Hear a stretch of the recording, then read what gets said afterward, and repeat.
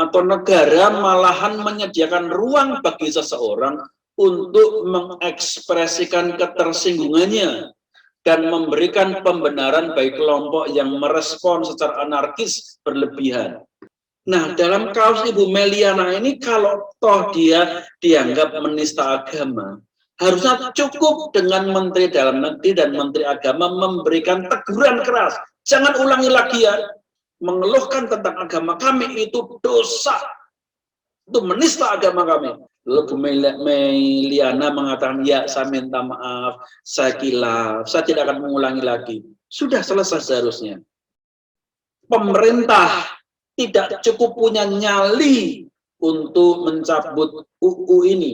DPR dan Presiden tidak punya nyali untuk mengganti dengan undang-undang yang lebih baik.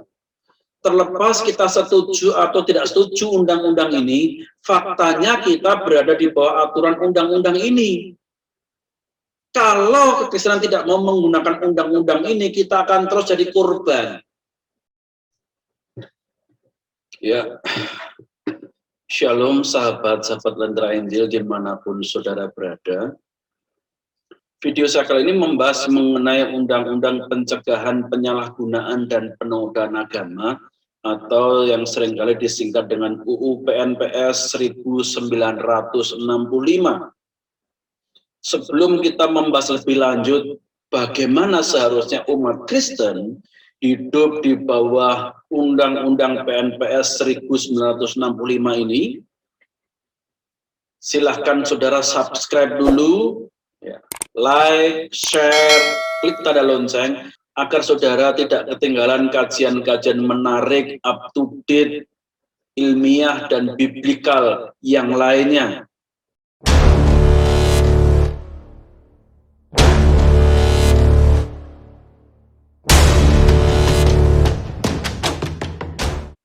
Saudara kasih Tuhan, sesungguhnya Undang-Undang Pencegahan Penyalahgunaan dan Penodaan Agama atau Undang-Undang PNPS 1965 yang biasa disebut Undang-Undang Penistaan Agama atau Undang-Undang Penodaan Agama, tujuannya lah baik agar masalah agama tidak memecah belah masyarakat. Undang-undang ini sebagai upaya preventif agar tidak terjadi gontok-gontokan antar dan interagama. Ya, maka dibuatlah UU Penistaan Agama demi persatuan bangsa. Namun demikian ada berbagai polemik yang mengikuti UU Pencegahan dan Penyalahgunaan Agama ini. Nah, di sini saya akan membahas mengenai berbagai polemik yang muncul di dalam UU Penodaan Agama ini. Yang pertama adalah keberadaan UU itu sendiri menunjukkan bahwa umat beragama di Indonesia ini tidak dewasa dalam beragama. Sehingga mestinya agama itu sebagai sarana untuk menumbuhkan kepribadian yang dewasa, menyikapi perbedaan dengan arif, menyikapi perasaan permusuhan dengan bijaksana, malahan mudah tersulut api. Semakin orang beragama, semakin dalam beragamanya, orang Indonesia ini makin mudah tersulut api, makin mudah terprovokasi, dan makin mudah terpengaruh kebencian. Hal ini berujung pada mudahnya desintegrasi atau perpecahan bangsa ini. Saudara, sahabat-sahabat Lentera Injil, sesungguhnya umat beragama yang dewasa dalam beragama dan juga dewasa dalam berpikir, ketika agamanya dinista, dicaci, disalah mengerti, disalahpahami, dia akan menjawab dengan kesantunan, kebaikan, dan kesopanan sebagai cerminan ajaran agama yang dianutnya. Bukan membalas dengan caci maki, apalagi dengan anarkis. Sikap merespon secara anarkis, kekerasan terhadap caci maki yang diterima, itu sesungguhnya menunjukkan kita kanak-kanak di dalam berpikir, dalam beragama, dan dalam berkepribadian. Inilah polemik yang pertama. Artinya justru undang-undang penistaan dan penodaan agama ini dipergunakan oleh orang-orang yang sesungguhnya kurang dewasa di dalam beragama dan berpikir. Terkesankan bahwa orang Indonesia itu semakin beragama, semakin keras, semakin kasar, bukan semakin welas asih, bukan semakin sopan, bukan semakin bisa berdialog, bukan semakin sabar, tetapi malah semakin emosian dan mudah marah. Lalu polemik yang kedua adalah negara alih-alih mengedukasi agar masyarakat Indonesia bisa semakin dewasa dalam menghadapi cemooh dan ejekan, malahan undang-undang ini atau negara malahan menyediakan ruang bagi seseorang untuk mengekspresikan ketersinggungannya dan memberikan pembenaran bagi kelompok yang merespon secara anarkis berlebihan. Seringkali orang yang dihukum itu hanya orang yang dipandang menodai agama. Tetapi orang yang anarkis, merusak fasilitas umum, fasilitas agama, dirusak atas respon yang berlebihan itu lolos saja. Apalagi ketika pelakunya adalah mayoritas yang mendapatkan dukungan massa. Pemerintah bukannya mengedukasi hal ini, tapi malah menuruti, mengakomodir kemarahan-kemarahan seperti ini. Hal ini alih-alih membuat orang makin jera untuk menista agama, malah melahirkan kebencian demi kebencian.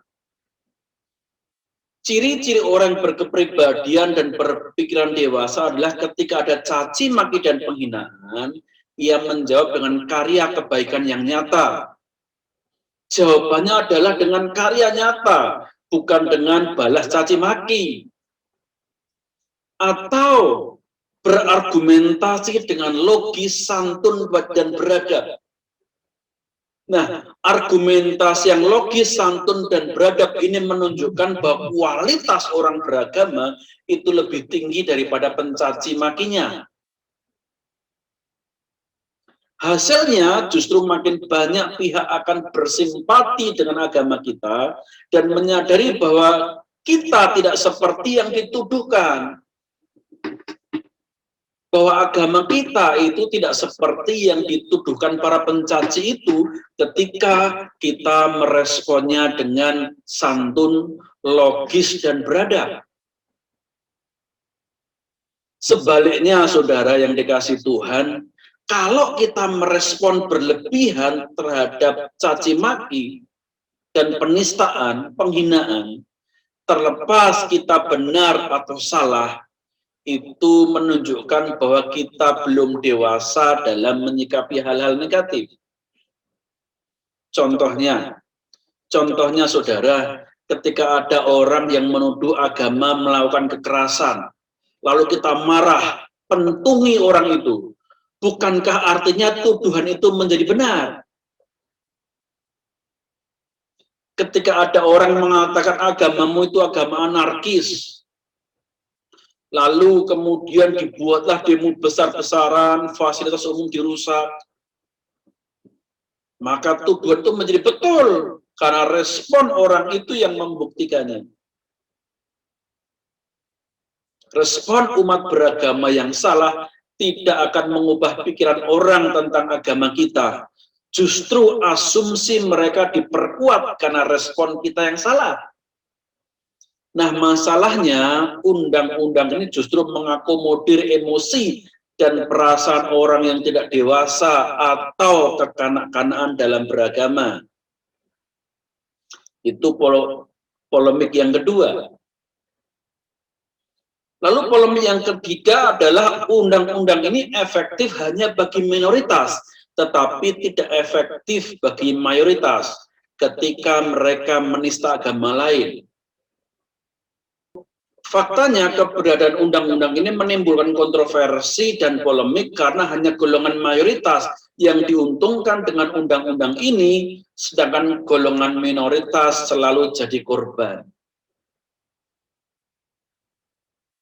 Tekanan massa menyebabkan seseorang dihukum melampaui yang sebagaimana mestinya dan di luar logika hukum. Polemik yang keempat, undang-undang ini menunjukkan umat beragama atau institusi agama yang merasa ajaran agamanya benar, mereka memiliki ajaran agama yang benar, tetapi tidak cukup pede untuk berargumentasi secara cerdas, santun, dan persuasif kepada orang-orang yang mensalahpahami agamanya. Bisa saya gambarkan seperti seorang anak yang diejek oleh kawannya. Kalau berani dia berkelahi, dan kalau tidak berani dia mengadu ke bapaknya. Lalu polemik yang kelima, undang-undang ini memberikan ruang bagi negara untuk mengatur dan berkuasa atas agama. Sampai ranah tafsir pun diurusi oleh negara. Nah, saudara yang belum pernah membaca undang-undang penistaan agama ini, dalam pasal 1 disebutkan ada larangan untuk melakukan kegiatan dan melakukan penafsiran agama yang mana kegiatan dan penafsiran itu menyimpang dari pokok-pokok agama. Pertanyaannya, apa yang dimaksud dengan pokok-pokok agama? Justru seringkali orang dijerat UU penistaan agama ini bukan masalah pokok-pokok agama. Misalnya ada seorang ibu yang meminta tolong tua masjid dikecilin karena sedang sakit. Dia dianggap salah dan harus kalah karena minoritas. Kemudian rumah-rumah ibadah sesuai dengan agama ibu ini dirusak, dibakar, dihancurkan. Dan anehnya, orang yang mengeluhkan suara toa yang terlalu keras ini malah yang dihukum lebih berat daripada orang yang anarkis dan kriminal. Apakah mengeluh itu sebuah tindakan kriminal? Kalau kita mendengarkan keluhan, dianggap itu adalah kriminal, artinya memang kita itu kanak-kanak dalam beragama. Seseorang mengeluhkan tentang pola hidup keagamaan kita, harusnya kita sikapi dengan bijaksana, bukan dengan marah, pukul-pukul, hancurkan, bakar semuanya, bunuh. Itu kan menunjukkan seseorang yang tidak dewasa dalam beragama. Contoh lain adalah Ahok. Apa yang dia omongkan tentang Al-Maidah 51 itu sebenarnya juga bukan tafsir dia sendiri. Tapi dia hanya mengikuti tafsir yang dia dengarkan dari tokoh-tokoh agama, dari para kiai, beberapa kiai NU yang sering dia dengar. Bukankah dia hanya mengikuti saja apa yang diajarkan, yang dia dengar? Tetapi kemudian dia dihukum untuk itu. Kenapa tokoh-tokoh agama yang menafsirkan secara berbeda itu tidak dihukum? Ahok yang hanya ikut-ikutan mereka malah yang dihukum. Negara sampai mengurusi masalah tafsir terhadap agama, itu artinya negara itu berada di atas agama. Negara itu berhak mengatur agama. Negara berhak mencampuri agama. Inilah bahayanya undang-undang penistaan atau penodaan agama ini. Yang keenam, undang-undang ini memberi ruang untuk diintervensi oleh kelompok berkuasa dan mayoritas. Kenapa saya katakan demikian? Nah, contohnya ini saudara ya, dalam Undang-Undang Penistaan Agama pasal 2 disebutkan demikian. Dalam pasal 2 disebutkan tindakan yang harus dilakukan pemerintah jika ada orang atau lembaga yang melakukan penistaan agama. Menteri Agama dan Menteri Dalam Negeri memberikan teguran keras agar orang itu menghentikan tindakan itu. Dan kalau orang itu menghentikan tindakan itu, dalam penjelasan undang-undang ini, maka harus dimaafkan, karena sudah menyesali tindakannya. Baru di pasal yang ketiga, disebutkan bahwa jika orang yang ditegur tersebut malah bersikeras dan mengulangi perbuatan penistaan agamanya, barulah ada langkah-langkah hukum. Nah, dalam kasus Ibu Meliana ini, kalau toh dia dianggap menista agama, harusnya cukup dengan Menteri Dalam Negeri dan Menteri Agama memberikan teguran keras. Jangan ulangi lagi ya, mengeluh itu dosa. Mengeluhkan tentang agama kami itu dosa. Itu menista agama kami. Katakan demikian. Lalu Bu Meliana mengatakan, ya saya minta maaf, saya kilaf, saya tidak akan mengulangi lagi. Sudah selesai seharusnya.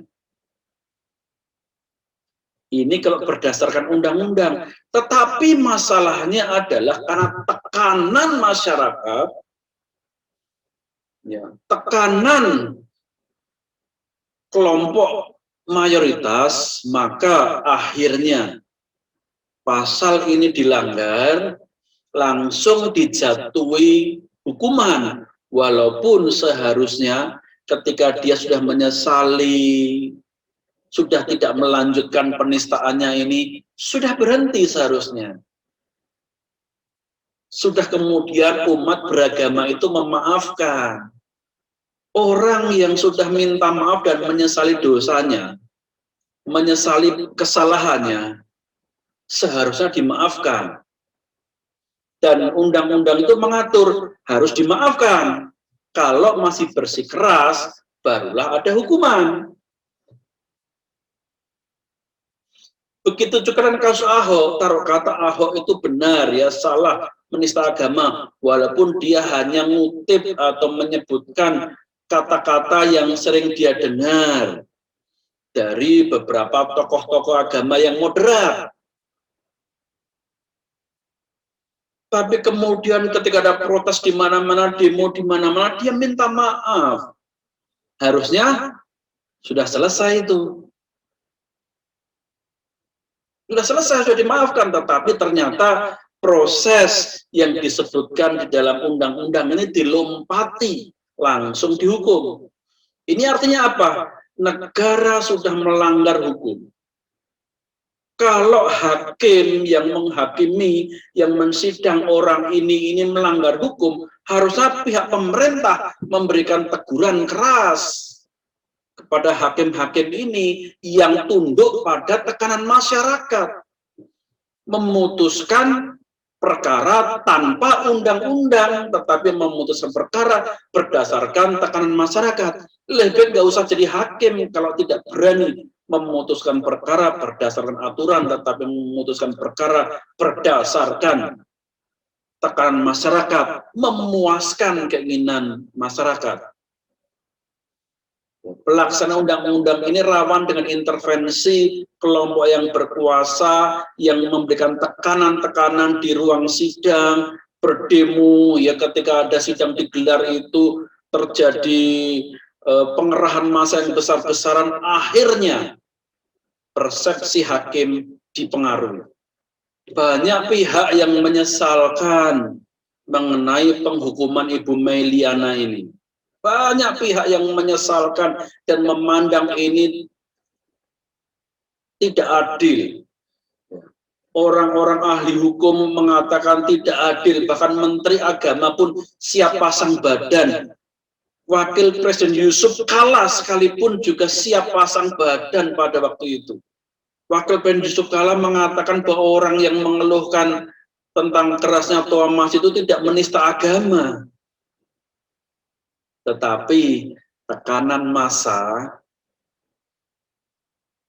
membuat persepsi hakim itu terpengaruh.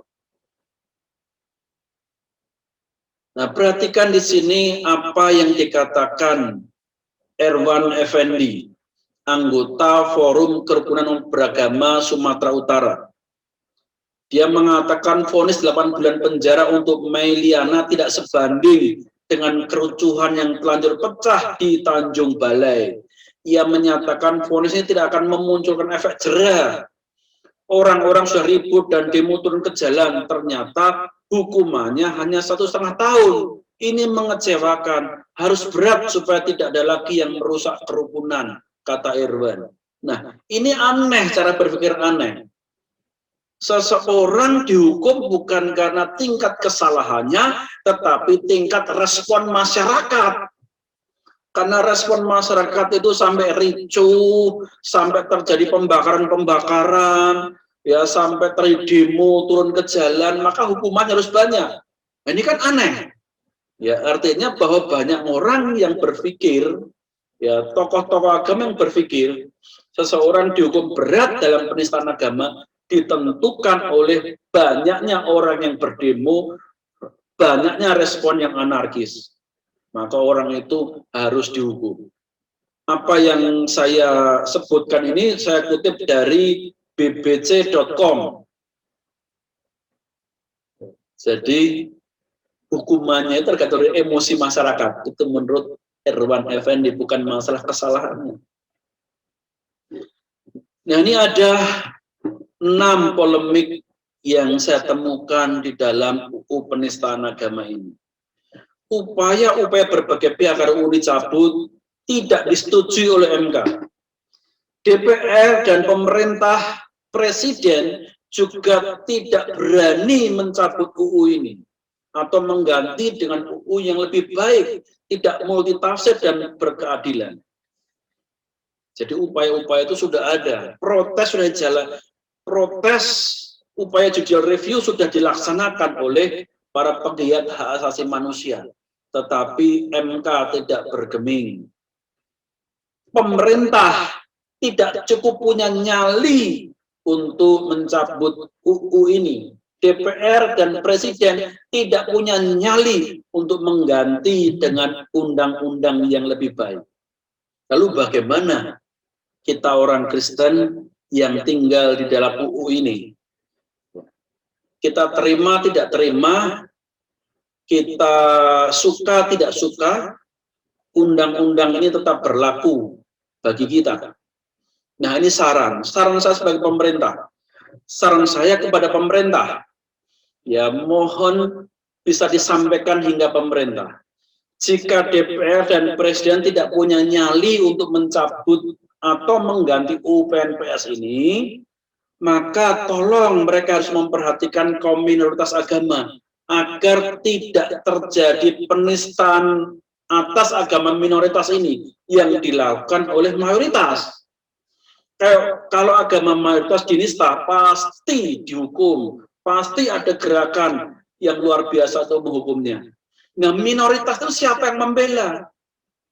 Melaporkan, nggak diproses karena minoritas. Ya saudara, kalau presiden tidak punya nyali untuk mengganti atau mencabut, karena sudah tidak bisa berharap pada MK lagi, ya MK sudah menolak ya untuk pembatalan atau perubahan undang-undang ini, ya kita sekarang nuntut DPR dan Presiden, ya tolong buat suatu wahana pengaduan. Kalau ada agama minoritas yang mengalami pelecehan, ada wahana itu dibantu oleh pemerintah, jangan malah dibiarkan saja. Misalnya ada tokoh agama yang mengatakan ada jin disalib dan jin itu memanggil-manggil untuk menyesatkan orang.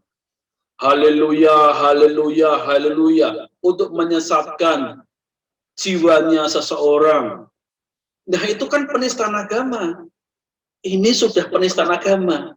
Sudah ada yang melaporkan, tetapi apakah ada proses? Melenggang saja. Ya.